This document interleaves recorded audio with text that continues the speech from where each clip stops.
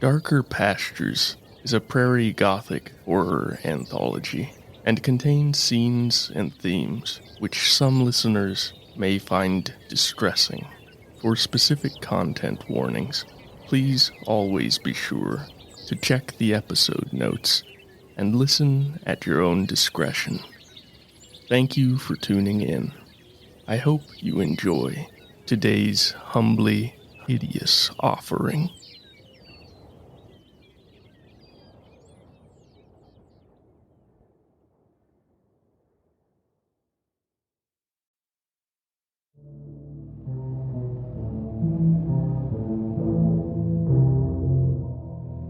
Between the long Mississippi and the mighty Rockies sprawl the great plains, where the wind moans eternally and the skies yawn wide. This land, beautiful and scarred, was home once to herds of buffalo that could darken the face of the earth and make the hills thunder with their passing. Dozens of native nations lived and died there, generation upon generation, until false promises and relentless brutalization decimated their people and suppressed their culture.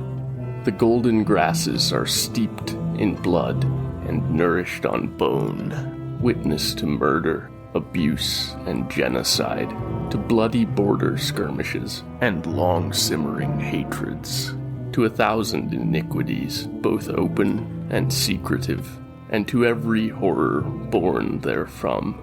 And while it may sleep, the land never forgets.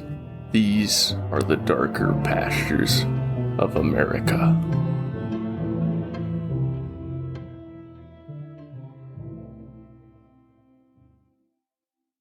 Episode 1.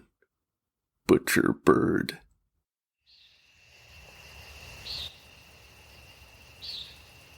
To Gabby Verdugo, the stars seem like a million eyes, opening one at a time in the great, dark face of the night. Below, their lesser, more ephemeral twins return their gaze from the undulating surface of the wide lake. The two young women lie in the empty bed of an old and weathered red Toyota Hilux beneath tall cottonwoods that sway and whisper in the August evening breeze. Behind their heads, tucked against the pickup cabin, are 5 suitcases stuffed with clothes and sundry other personal items. Gabby asks the other girl if they should get going, since they still have many miles of road ahead of them, but Claire shakes her head and says that she likes it here under the trees, listening to the water, the wildlife, and the wind. She adds that they're already going to be driving until well after midnight, so another hour won't make much difference. Gabby is secretly pleased by this. Her father and her used to camp here sometimes on their eastbound bird-watching trips, and the memories stirred by being back at the lake are pleasant. Claire asks her what she's thinking about, and Gabby tells her. The words spill out of her surprisingly easily, more easily than they ever have with anyone else, except, perhaps, her father. She talks about how the two of them used to go hunting, until Gabby grew older and began to be disturbed by killing things, by how easy it was, and how that had gradually transitioned into their other favorite outdoor pastime. And then, somehow, she ends up talking about the stories her father would tell her on those nights of camping or on the road. She was pretty certain most of them had been impromptu creations, made up solely for her benefit, and they had flowed like beautiful dreams. A brief silence stretches then, and Gabby doesn't dare to glance over at the other girl, feeling suddenly self-conscious. An itch of nervous anxiety settles into her scalp, and, gesturing broadly at the sky, she asks Claire if she knows any stories about the stars. remembering one in particular that her father had made up long ago, and which remains one of her favorites. Claire props herself on an elbow and asks crisply if Gabby thinks old Indian stories are carried in the blood, that she was born with ancient wisdom pre-installed in her brain. Gabby flushes and fumbles for words, but Claire laughs, a sound that makes Gabby think of silver moons rising. Claire admits she was teasing Gabby, says she doesn't have any such stories, then leans over Gabby and kisses her. The kiss is gentle and sweet, like an unseen turtle dove's call, like the night breeze over the spring grass. Gabby feels enveloped, lost within it, as within a vast, dark gold ocean, the timeless womb of the wide universe. When their lips finally part, Gabby's fingers are tangled in the other girl's long hair. Breathlessly, Gabby tells Claire she is beautiful. Claire smiles and kisses her again. Voices blossom in the dark, coming from the direction of the beach.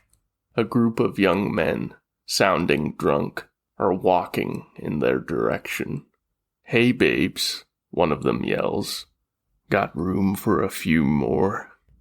The girls both freeze for a second, looking at each other. Gabby asks Claire quietly if the young men are talking to them, and Claire shrugs, then says that they should probably leave now. Gabby nods.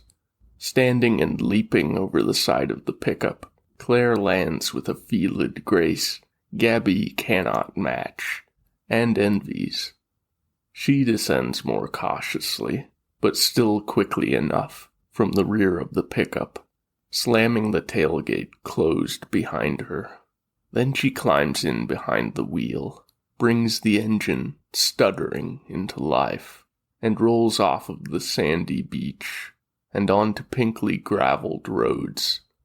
There are more shouts behind them, but they're muffled by space, wind, and the materials of the pickup, and Gabby is relieved when they reach the narrow highway that wends eastward through the arid hills of southwestern Nebraska. Claire rolls down her window, rests her arm so that the cool winds roll over it, ruffling her vellus hairs gently. A tire iron rattles mutedly on the floor between her feet. She gazes up at the stars. She has no stories about them, either traditional or of her own creation. This is a new realization, and brings a vague, melancholic ache, an inner vacuum of which she'd never heretofore been aware. She imagines their future in Omaha, she living with her father, and Gabby rooming on the campus. They're both planning on psych degrees, and have 2 first-year classes together, so they will still see each other almost every day. The thought excites Claire, but also terrifies her. There are the old, familiar concerns about money, despite the fact that her mother has assured her they can afford tuition. Then there is the other fear, that Gabby will meet someone she likes better, that they will drift apart. Trying to drive away these thoughts, reaching for any topic of conversation her brain can muster, and remembering the other girls' talk of bird-watching trips. Claire asks Gabby what her favorite bird is. Gabby shifts behind the wheel, and Claire sees her face dimly lit by the backwash of the pickup headlights. Her brow is furrowed in thought, and she hums a sound of uncertain consideration. She finally says that barn swallows have always been a favorite, but that she's also very fond of little burrowing owls and of nighthawks. Claire nods and suggests that maybe sometime the 2 of them might go birding together. Gabby smiles and agrees. clearly liking the idea. This enthusiasm reassures Claire a little, but not entirely.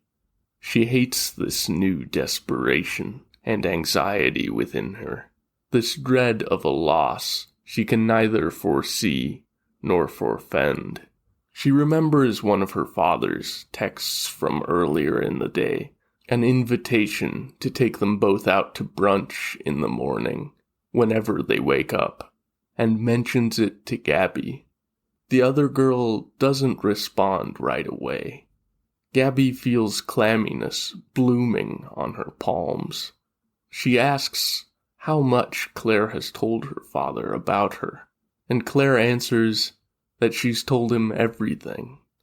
Gabby can't decide whether that makes her feel less nervous or more. The man looms mythically in her mind, a towering shadow both awe-inspiring and terrifying. Claire speaks about her father so often and with such obvious admiration, about his youth on the Winnebago reservation, his years as a touring guitarist with a well-regarded, if little-known blues band, the book he's published on the intersections between deep ecology, spirituality, and decolonialization. Claire even gave her a copy of the latter, called The Sacred Roots. But Gabby hasn't yet gotten past the first chapter, intimidated by the profundity of the theme and the poetic flow of his writing.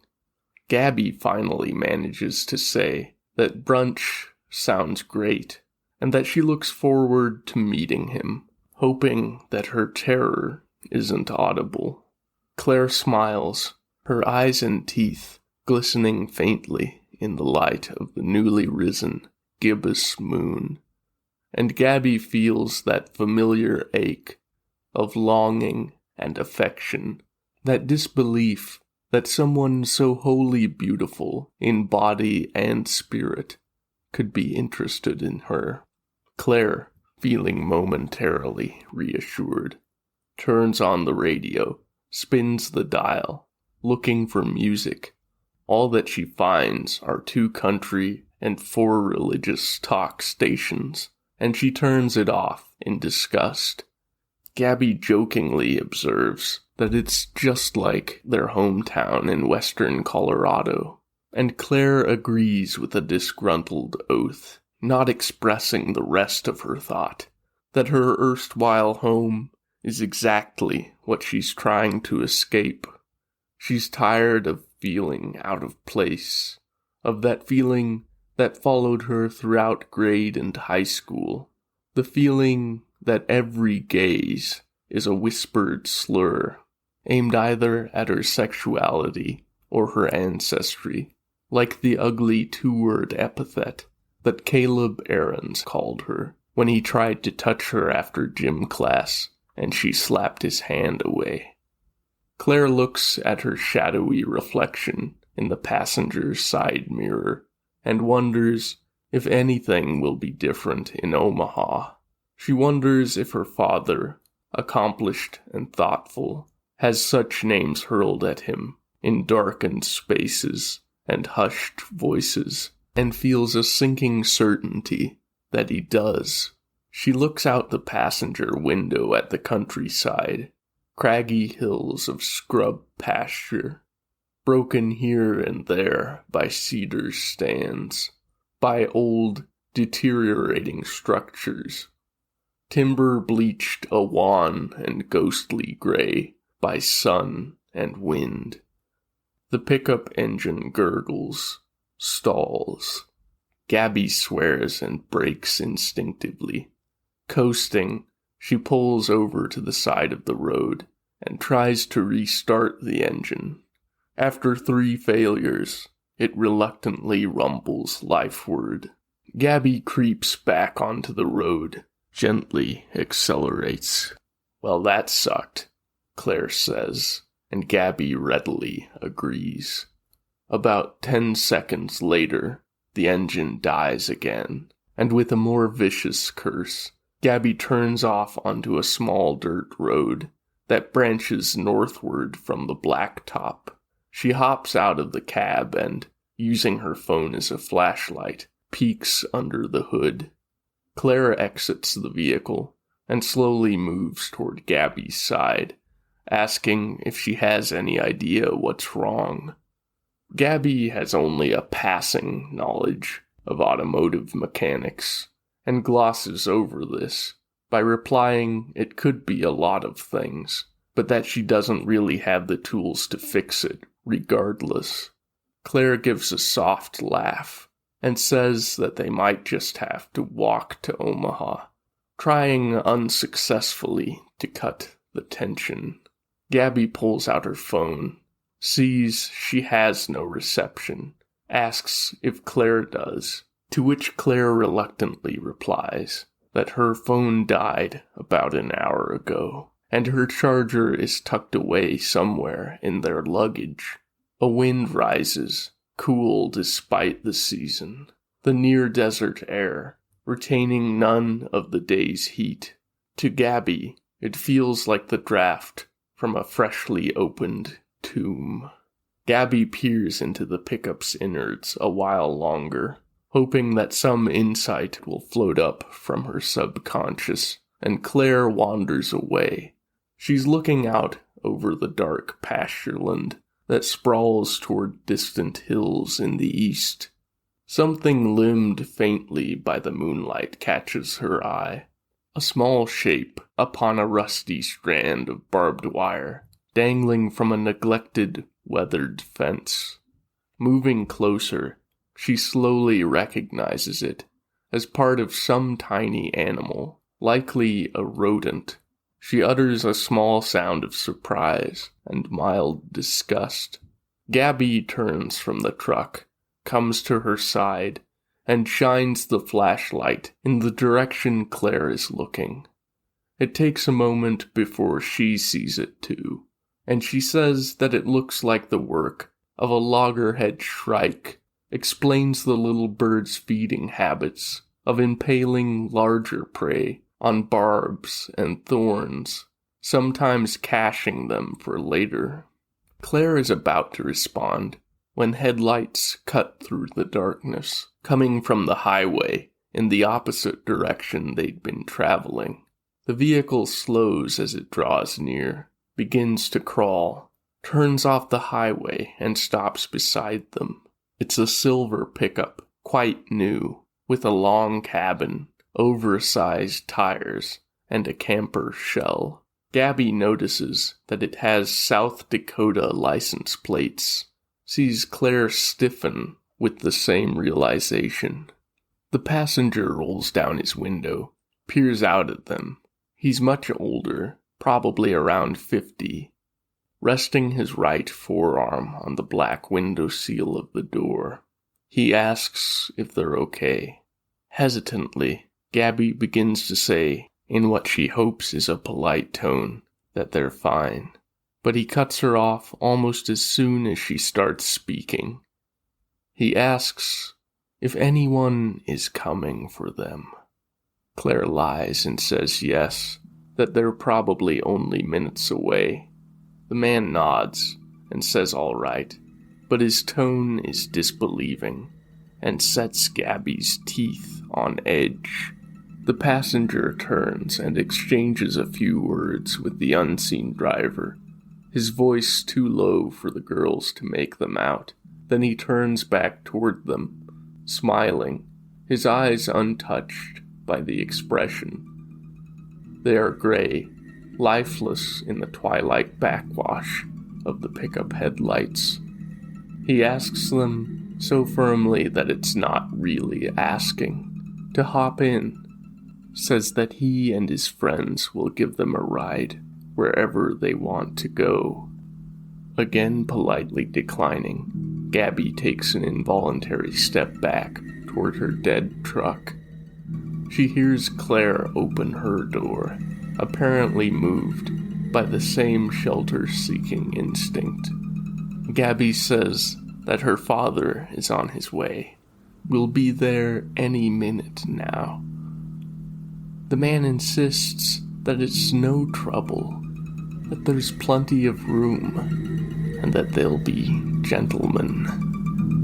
Gabby repeats falteringly that her father is on his way, and to this the man replies that she should call him and tell him not to bother. His hand moves out of sight, and Gabby feels certain he's reaching for something tucked away under the seat. Claire is suddenly back at Gabby's side, saying they don't need any help. Where Gabby's had wavered, Claire's voice is as stark and unyielding as cold iron, and Gabby's admiration for her blossoms like a supernova in her chest, even as her throat constricts with dreadful anticipation. The man's smile changes, becomes keener. This time it lights his eyes hideously. He says, "No means no, huh?" and laughs in brutish mockery. The sound of his door latch working open cracks the night, a sound soon echoed twice as two younger men also emerge, and the three subtly form a circle, a communal hunting behavior Gabby recognizes from her many experiences with wildlife.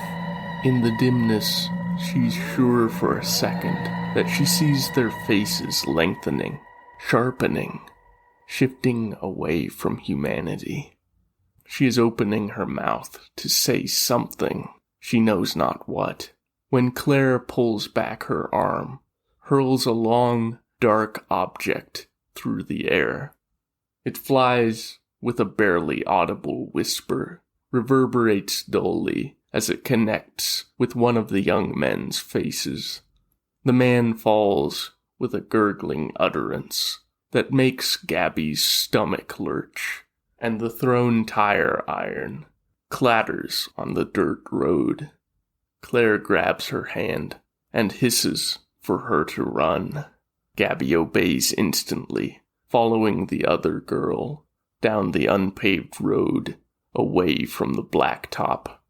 One of the men, Gabby thinks it's the older passenger, screams at them, swearing and calling them little whores, and promises that they'll be sorry.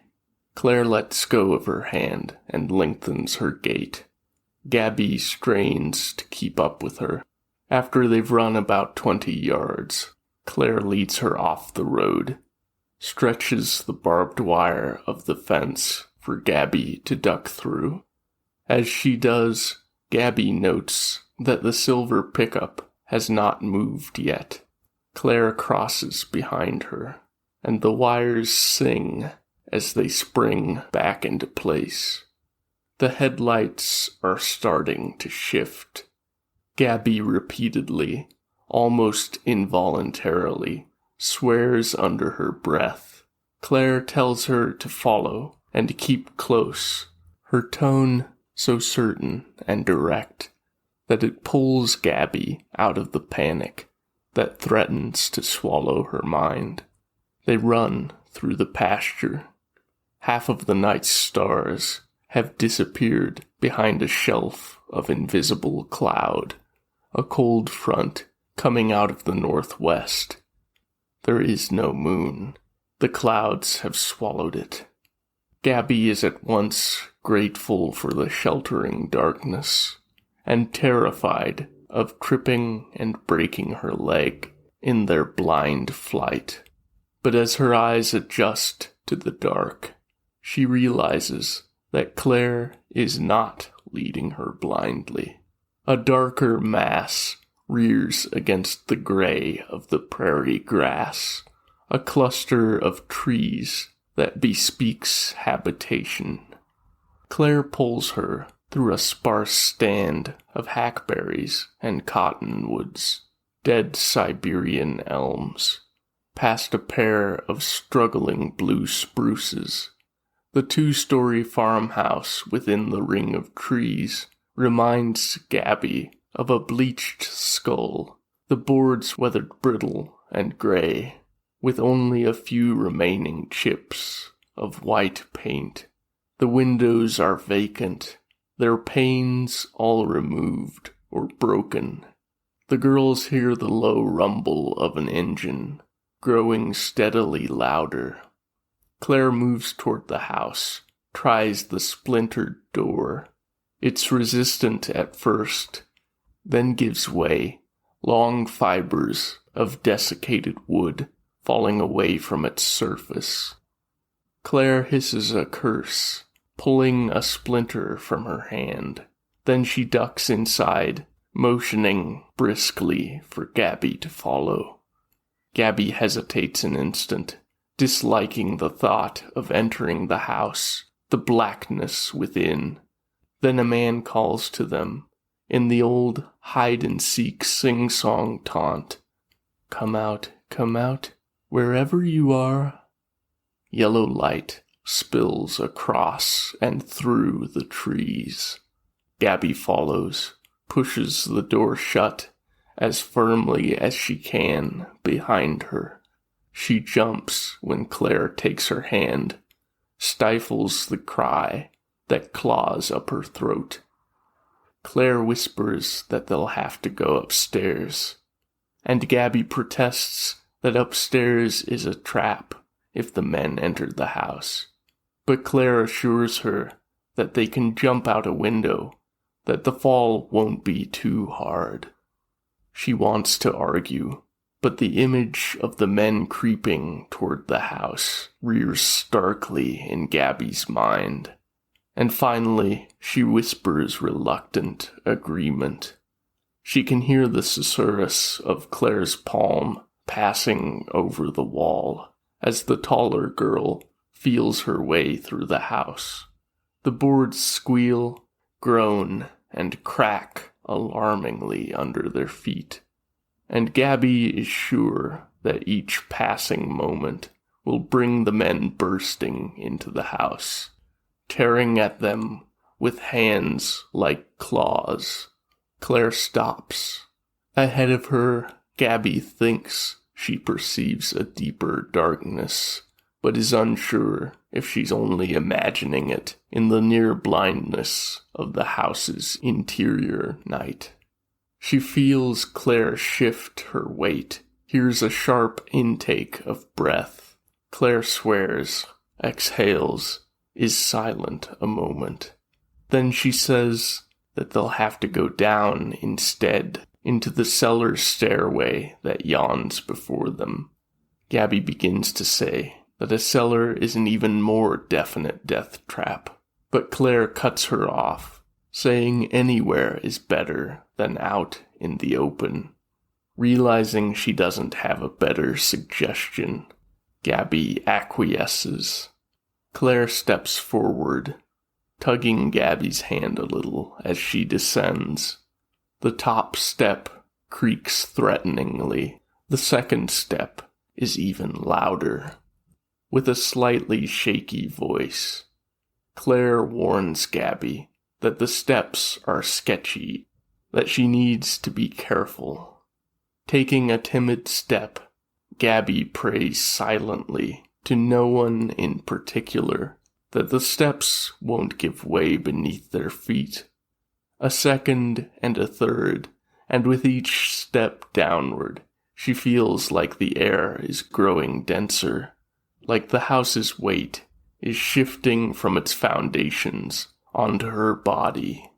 There is the splitting crack of failing wood fibers, and Claire's hand is ripped from hers, followed by the soft and horrid sound of flesh colliding with a hard surface. Gasping, Gabby hisses Claire's name into the night. No answer comes. A sob bursts out of her mouth before she can bite it back, and she hoarsely repeats the call.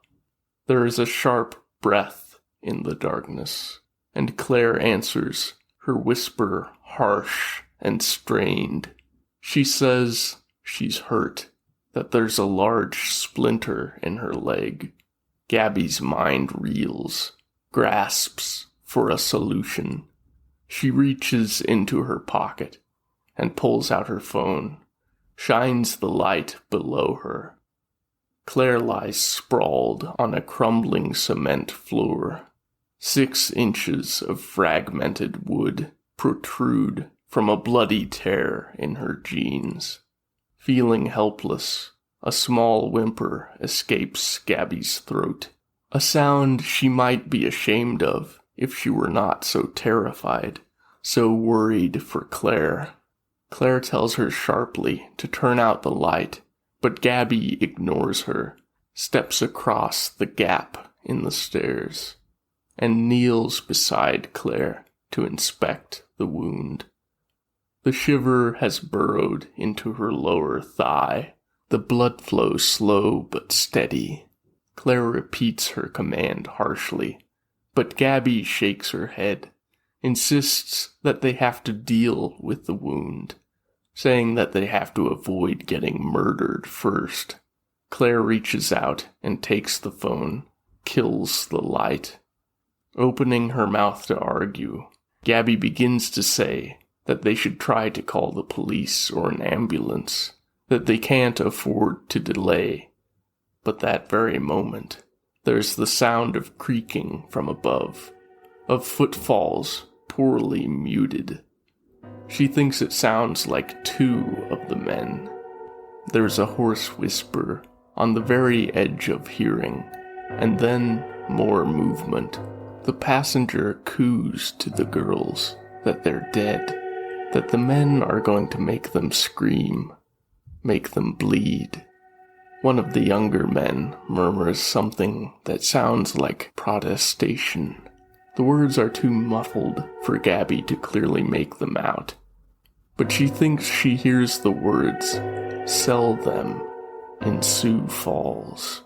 The older man says something curt and angry, and then silence falls, heavy and thick with deadly potentiality. The girls hold each other in the dark, hardly daring to breathe, lest the sound betray their presence. There's a short, sharp scream from outside. The younger man above them swears, says that Carl must have found them. Hurried, heavy footfalls mark the men's exit from the house. The girls do not move, do not speak.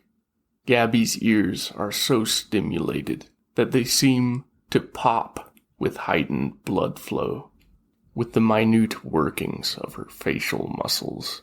Another brief cry, farther away this time, then silence. A minute passes, and another. Gabby shifts her weight, reaches for where Claire's hand had been, the one that clutched her phone before the basement went dark again. It's still there. Claire doesn't resist as Gabby pries the phone from her fingers. There's still no service, and the battery is almost drained. Gabby asks Claire if they should go up, and Claire vehemently refuses, saying the men could be waiting for them to do just that. Gabby asks how long they should wait, and Claire's answer is however long it takes. Suddenly angry, Gabby says that they cannot wait, begins to say Claire could bleed to death, but a third cry drowns out her words. This one is not cut short, but lingers, long and shrill, and rising unnaturally in pitch. There is another sound, too. Like a sudden tornadic wind is sweeping overhead, and beneath that, something that makes Gabby think of hunting with her father long ago, in the years before a growing aversion to killing made that uncommon. It's the sound of flesh being separated, but where her father is respectful and careful when he dresses down a deer carcass. This is loud, brief, and messy. She sweats, even as she feels frozen through to her bones. Claire asks her in a bare whisper what the hell that sound was, but Gabby can't muster an answer. They wait. Another burst of that powerful, windy rush. And then there is only the silence of the old cellar. They sit and wait. Finally, Gabby begins to move, crawling on all fours to keep quiet, to feel surer of her way in the dark. In a strangled voice that breaks her heart, Claire begs Gabby to stay with her. Gabby promises that she'll be back, and Claire doesn't argue, says nothing at all, leaving Gabby to guess at what might be playing across her face, through her mind in the blackness. Feeling her way across the chill, rough cement, she crawls in the direction she believes the stairway lies. After what she guesses to be about 8 feet of distance, she becomes sure that she's taken the wrong direction, just as her fingertips brush against the rough wooden planks of the lower step. Gingerly, she feels her way up, having to stand to cross the broken step, then returning to all fours. She tells herself that this will distribute her weight more evenly, but doesn't really believe it. Expects with each movement to hear that awful snap of rending wood. She feels lighter, breathless, when she reaches the top. Her eyes, adjusted to the deep dark of the cellar, function much better now in the relative light of the ground floor, and she can make out vague gray detail in the empty room. Waiting a moment, she listens, but hears only the rustle of the wind through the open door, in the trees beyond. She stands and moves to the door, cautiously, peering outside. The pickup is parked at the mouth of the overgrown driveway, the headlights still on. This sight makes her heart lurch, a bilious burn rise up from her stomach, and she takes a half step back from the opening, breathing shallowly. She listens longer this time, but there's still not a single sound of movement, aside from the faint sounds of boughs and foliage shifting, and the moaning of air. Once more, she looks outside, sees no sign of human movement. She casts her gaze toward the trees, imagines a feeling of intense malice radiating outward from them.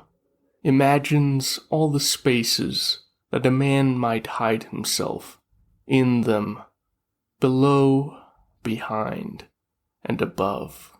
Slowly, she shifts her gaze up, and speckles dance in her vision as she sees one of the men staring down at her, eyes glinting dully in the faint diffusion of the pickup's headlights. She freezes like an animal caught in the harsh glare of an approaching truck, knowing she's doomed, but powerless to act. The man doesn't move, doesn't even blink, and it's only after she notes this that she also notices there's something in the sight that her brain cannot quite place into a rational framework, of which she cannot quite make sense. She can see the outline of the man's head, sees hints of features around the sheen of the eyes, even one arm braced limply against the trunk of the great dead elm. But there's not enough outline for a man to be hiding there. There is too much of the night sky behind him. For a long moment, she remains in place, trying to compute what her eyes are absorbing, coming to no conclusions. She thinks now of Claire, of her leg, wonders if she's slowly bleeding out, alone and sightless. This thought steals her, and she strides out into the night, toward the tree where she has begun to doubt that a man is hiding. She is internally debating whether to dare risk discovery, risk draining the last of her phone's battery, when she feels something thick and wet drip onto the back of her hand. She rubs at it, instinctively sniffs at it, recognizes the coppery, rich scent. She doesn't debate anymore. Raising the phone, she shines the light up into the tree. The driver's head and part of his torso rest there, impaled upon a broken bough. Gabby drops the phone, doubles over, and vomits noisily on the ground. Even after her stomach is emptied, she retches, and afterward she crouches and huddles into herself, shivering, feeling faint and unreal. Her fear of the driver's companions has evaporated. She has almost forgotten about them. Hesitantly, she looks back up, then hurriedly away from the horror in the tree, towards the other skeletal elm nearby. Something glistens wetly in the branches, and she dares not shine her light up to investigate it. On unsteady legs, she walks back to the house, illuminates her way down the stairs. Her mind has gone blank, refusing to process any new information. Claire has to repeat herself several times before Gabby hears her. The wounded girl is asking if the men are gone, and Gabby shakes her head, not knowing what to say. Claire hisses for her to turn off the light, that they'll be spotted, and Gabby finally manages to say that they are dead. Her voice is hoarse and very soft, a mere rasping in the night, but Claire falls silent. After a while, Claire raggedly repeats the word dead, and asks how. Gabby shakes her head once more. The wind gusts violently, sends a howling draft through the upper levels. The front door rattles in the sudden disturbance. Claire asks her what has happened up there, and Gabby says she doesn't know. Washed in the unfriendly hues of the cell phone light, Claire tries and fails to gain her feet. After a second failed attempt, she asks Gabby to help her, her voice sounding angry and hurt for having to ask. Gabby moves to help, not even thinking to protest now, her mind still wiped blank by the awful, ravening, lethal mystery outside. She doesn't dare to prod at that blankness, knowing that what lies underneath it will devour her and leave her in pieces. Slowly and tortuously, they make their way up the stairs. Gabby has to stay below and support most of Claire's weight as she, with obvious misgivings, crosses the gap in the steps. The other girl is both taller and more muscular, and Gabby huffs a little under the strain. When they reach the top, the moon has risen high above the clouds, and its light spills through the now fully open door. They emerge into its silvery touch, and Claire tightens her grip on Gabby's shoulder. She asks where they are, and Gabby points vaguely at the trees. Claire's confusion is obvious. She tries to take a step forward, but Gabby doesn't move, forcing Claire to remain where they stand.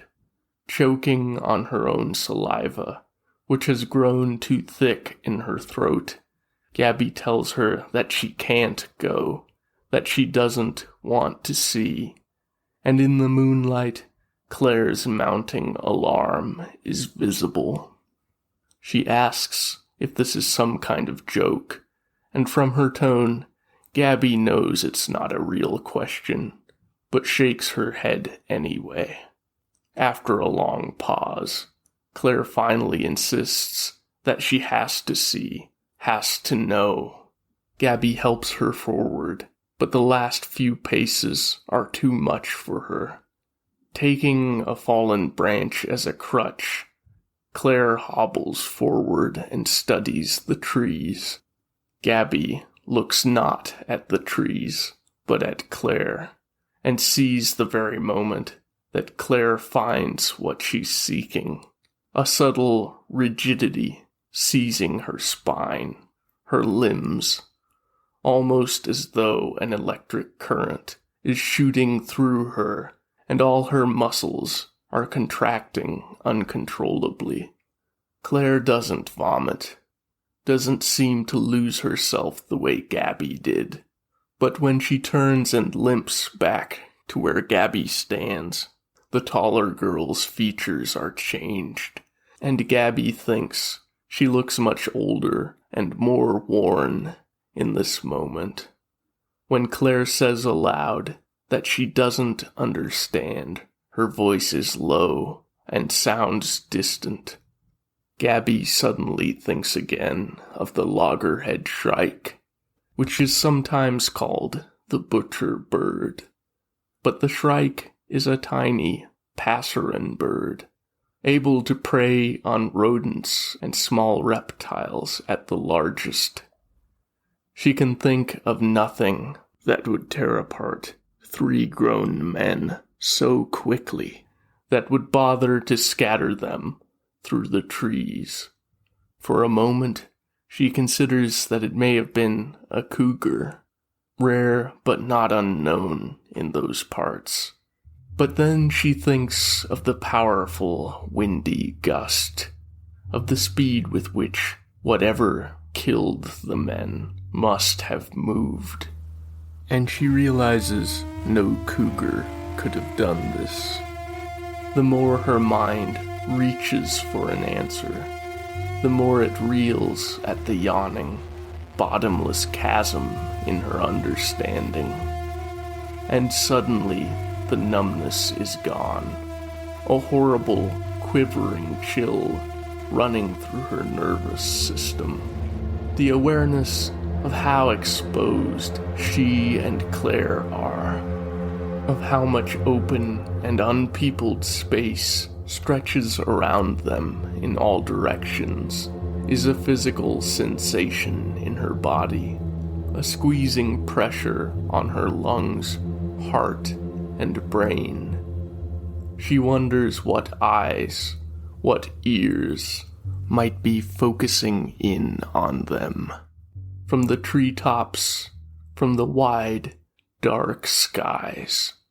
She tugs on Claire's arm, begs her to go back inside with her. Claire complies, speechless.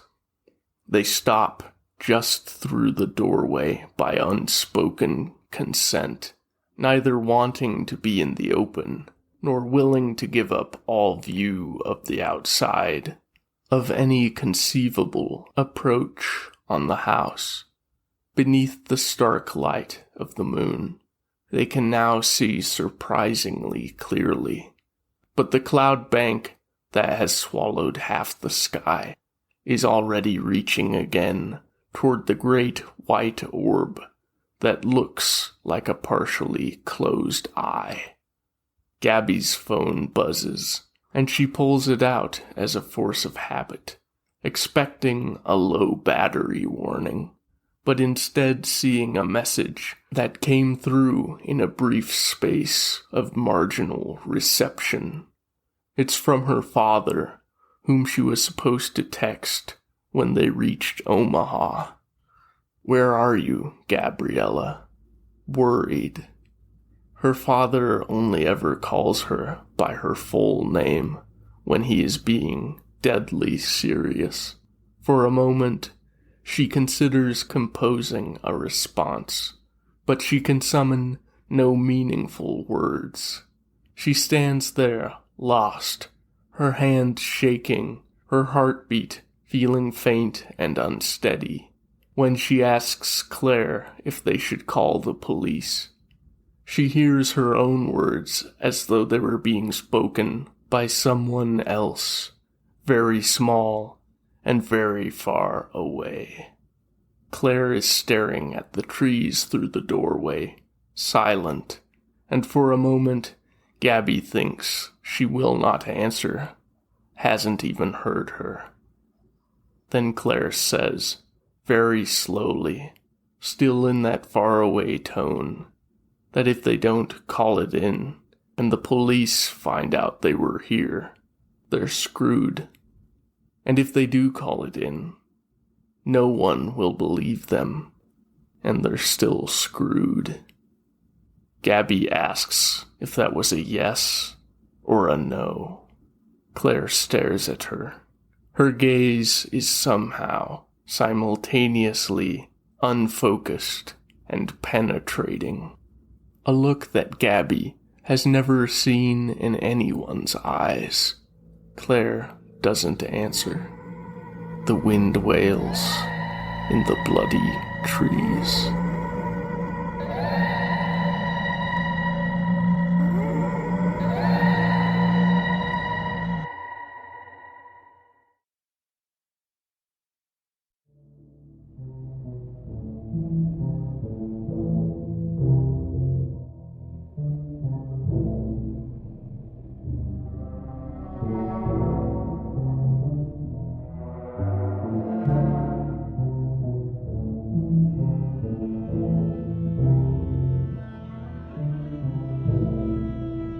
Story, narration, and arrangement by Lars Mollevand.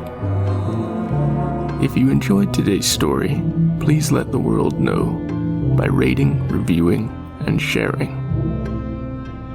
Thank you for listening. We'll meet again in darker pastures.